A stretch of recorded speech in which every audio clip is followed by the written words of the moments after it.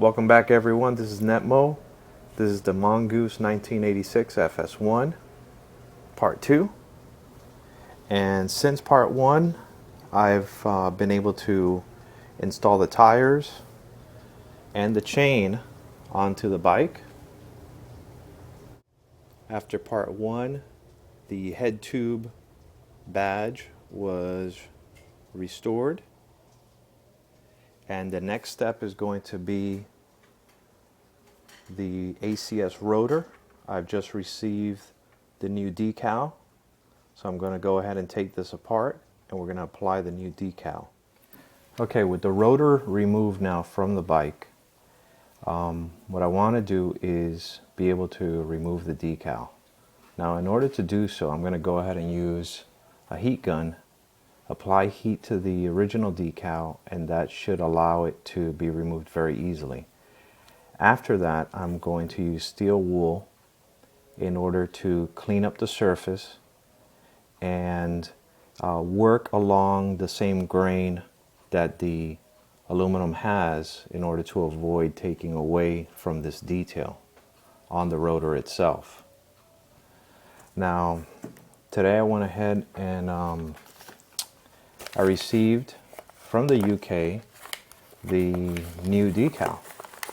Now this was mailed out on the 9th and today's the 22nd, so figure about, what is it, 13 days in order to receive this. And here we are. This is the new decal. So there's going to be a clip here down at the bottom, and what you have to do is you have to apply a little pressure to lift it, and it's going to work around. You want to work it out. See right here, I've lifted it and I'm going to work it out in a circular motion. And once I do that, that's the clip, then this will all come apart here. So we have this large washer. We have this plastic insert, the bottom half. We have the other plastic that's here. Now it seems to be a little brittle. I was expecting for this to be able to come out.